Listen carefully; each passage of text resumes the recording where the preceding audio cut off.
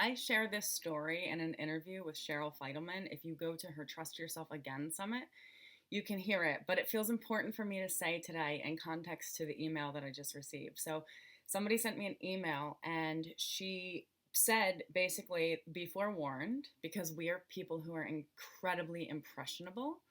Um, I am going to share something with you that you're probably going to feel and not like. And empath to empath, I don't want to put that on you. So, codependent, of course, there's the codependent paradigm going on. I don't want to put that on you. So, this is my response to her, and it feels important to share this story because it was really important to me. This past year has been absolutely insane in my life. My son had a heart attack. My daughter went through this experience, and this was ultimately the experience that taught me to flip the switch. So, when both of them were in their kind of damsel phase, and I'm going to bring this specifically to my daughter because it's more relevant to the story, but I had to flip the script and go, they are almighty. They are already. They are not the damsel, right? I didn't even want to put the damsel thought into my mind. So when my son was laying in the hospital bed and I could feel all of these people praying, part of me was like, I don't want you to pray because I don't want desperation attached to this prayer. Like, my son will live because it will be so, right? It will be so. That's where it was for me. And it still is. So when it comes to my daughter, she recently had a piece of wood stuck in her foot, and we were re-traumatizing ourselves all day trying to get her to let us like pull this out with a needle. She wouldn't do it, and it was huge. It had to come out. So it was also at a very odd angle. We took her to the hospital. They tricked her. They told her she was going to be like a superhero and she was going to wear a cape. And what they really did was use that story to put her arms in a pillowcase and tie her down so she couldn't kick and scream. And they had all of these people come in to hold her down while she was getting this done. And of course, they're like, we can sedate her, which I'm definitely not doing. They have all of these, like, we could take extreme measures, right? Or she could just live through it for as long as it takes and we'll figure it out. So they gave her foot the injection of Novocaine or whatever it is that they use. But she indeed felt trapped by what they promised her was going to be her freedom. She was going to be a superhero in a cape, right? And then she's imprisoned and they're holding her down and, in her experience, stabbing her in her foot that already hurts her. And she can't get up. She's screaming, screaming, screaming. She can't breathe. She's saying she's going to throw up. She's 3 years old, begging, please stop, guys. Make it be done now. Make it be done now. My heart was breaking having to hold her down. Like, of course, I was getting frantic, going, can't we just, get off of her legs? Because she was screaming that they were hurting her leg. Like, all of these things. Of course, I was frantic. It was terrible. I was with her in that moment. And then there's one particular scream that she had. And I shared this, if you are my friend on Facebook, I shared this with you to some degree in writing. But this one scream that she had felt exactly how I felt when I gave birth to her. And it was her specifically, my birth with her specifically. It was fierce. It was alive. It was like literally nature unfuckwithable. Like, nothing could stop it. It was what it was. No interference. Just something about that moment for me was very heightened. And in that moment, obviously, my daughter was very heightened. And birth led to something really good for me, but it was incredibly painful and I got through it. So watching her on that table and then having this switch go from, oh my God, my baby is a victim, to she's the strongest girl she's ever going to meet. And I want her to know herself as that. So I kind of flipped the script in the middle of this ordeal as she's screaming, like so loud the entire hospital could hear her probably. And I saw her as the strongest person she'll ever meet. And she got off that table, lied to, tricked, imprisoned, totally traumatized, and said, that wasn't so bad after all. Because she was the strongest girl in the world, right? Instead of replaying which we do in our minds, This idea like this person is going to constantly be re-traumatized and victimized, and then we try to shield them from that, which projects onto them that they are that, because we're trying to not let them see their own shadow in that way. Like, we're projecting onto people that they are damsels, that they do need our protection, when we're the people, like, look at the people who are going, she needs my protection, are the same people who've been hurt and unprotected. And you have protected yourself your whole life. Something has protected you that is outside of you. And when we really tap into that thing that has protected us, whether it's a higher version of ourselves, whatever that is, we're in a whole different space. And that, I think, is the work of the empath. And that's why self-work is so important, because when we can heal those frequencies in ourselves, we can hold those frequencies for other people without trying to fix them or manipulate them. We can hold them almost 3 levels above where they were before. It's like they're still there, but we're holding them differently because we know how to carry them. Instead of, I get a lot of questions, how can I protect myself? How can I guard myself? How can I shield myself? And I get it. I was talking to a guy the other day who was telling me about his severe hip pain, and I said, oh, I can't even like imagine that part, because I know what sciatica feels like. I don't know what like the other part feels like. Lo and behold, the next day, I'm like, oh my God, why does my leg, oh, this stabbing pain up my leg. Oh, I felt it. And I was like, this is not mine. This is not mine. Thank you for the information. This is not mine. But I let it be what it was. And I was glad that I knew where it was coming from. I immediately could say, like, this isn't going to dwell in me because I know where it's coming from. And a lot of times as empaths, we don't have that necessarily, because we're not present enough to be self-aware about what is actually programming us. If you are present, you can go, okay, what was the trigger?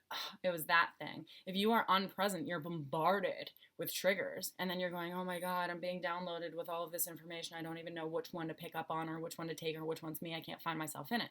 Presence helps you find yourself in it, but also helps you be aware of your focus in downloading what you want to be downloaded as. So this woman gave me the forewarning, I'm downloading you with something right now that your physiology, your central nervous system is probably going to react to, which is awesome. And I appreciate the warning. And I want her to see me the way that I had to see my daughter, because the way I see her, this woman who was also, entrapped, imprisoned in her own life, went through hell, wanted to protect me, I see her as somebody who saved herself, not as a victim, right? I see her as she got here. And she sees me as she got here, but I want to protect her to make sure that she can stay here. But whatever protected us throughout all of it is still going to do that work. We're not responsible for that to a degree. So it's like, it's cool. The warning is cool, but the projection behind it, that I am somehow in need of protection, that comes from anything but source, isn't necessarily cool. So step number 1 to taking miles and miles in the direction of heartfelt living in this situation is to see the person that you feel needs protecting as somebody who is protected. They already are, right? So also, when it comes to vision, this came up a lot this week for a lot of people. We have to bring the thing that we want to have. So when we're going, I'm going to use in particular fun, because this is the way that it went down in the conversation. But when we're going, I want more fun. And then we have fun. And then because we had fun and we're still in a scarcity mentality, we go, oh, but I want to keep this fun. So the second I lose it, I'm sad, because all of a sudden I never even had it, because we weren't present to it in the first place, because we were trying to keep it. When we want more, to add or drizzle more things into our lives that are fun, that are intimate, that are connection, that are whatever it is, receiving, giving, we have to bring the funk. Like we got to bring it. We have to bring it with us wherever we go. We can't wait for life to dish it out, because so my daughter has severe stigmatisms, and at some parts of her eye, she is legally blind, and at some, well, her iris, and at some parts she has nearly perfect vision. So when we have to be careful as empaths, especially, it's true for all people, but we get back what we see. So when we're in a space of living in an ego, well, we're always going to see another ego and its mechanisms at work, right?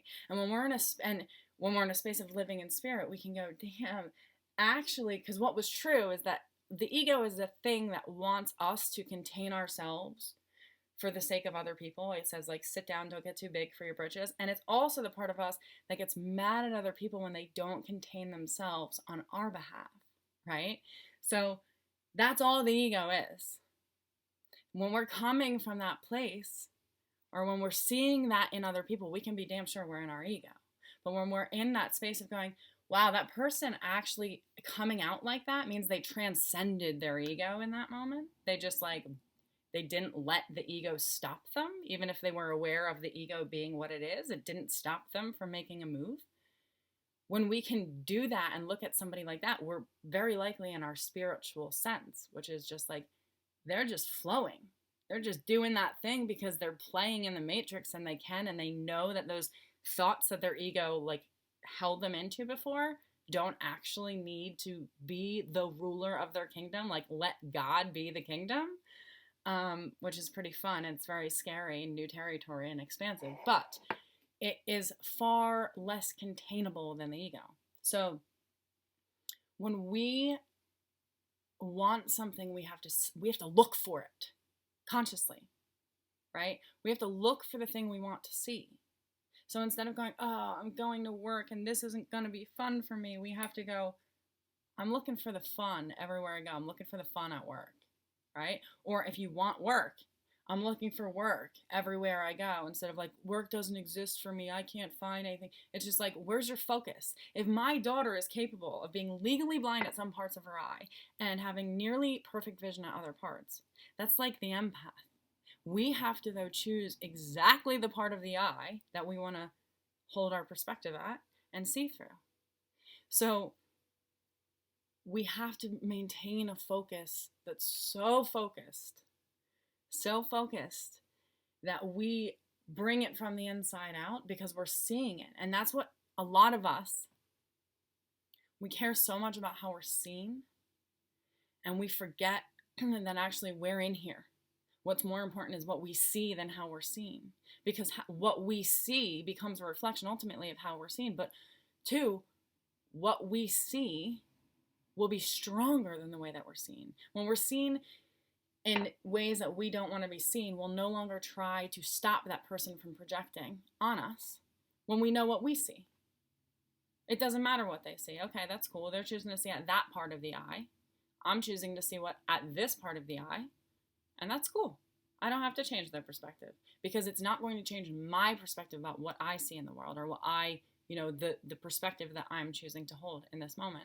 So I think a lot of us contain ourselves to make other people feel comfortable. And we go, oh, I don't want to be seen in that light, or, I don't want my extended family to know I'm actually having a feeling experience with my husband right now at this party. And we become mad then and constricted that we have to contain ourselves, but we don't have to contain ourselves. We have to see what we see and hold that for a sec. So give me 1 sec, hold on. Hey guys, can you wait 1 sec? Can you head out for literally 3 minutes? I'll be done in a sec. I have a house full of teenage boys apparently. Okay, so point is, when we are projected onto and we go, I don't want to be seen in that light, and we get all tangled up in that projection, we have to just invert the projection from the inside out and choose the lens and who's going to be looking behind the lens, instead of going, well, they're looking at me this way, or they're seeing this thing, and I can't live with knowing that they're seeing me this way. You're also probably in that same regard. You're tapped into the frequency in which they see you, so you feel that way about yourself. Again, move in the direction of the person who sees from the place of This person is protected. I am love. I am bigger than my ego. I am allowed to be bigger than my ego. I am allowed to have a voice. I am allowed to love people who have a voice and not diminish them. All of these things, when you can be in that space and you can choose to see from the inside out that that's true, instead of wait for projections to come in at you and go, I'm seeing this way, so I'm going to go contain myself and run and hide. When your seeing becomes bigger than your worry about how you're seen, your world is enormous. It's bigger and bigger and bigger, and you actually kind of fill the space in it, so you don't feel so lost in it, because you actually feel like you're a part of it. So seeing, let your focus be on seeing rather than how you're seen. That's all. Okay. Bye, guys.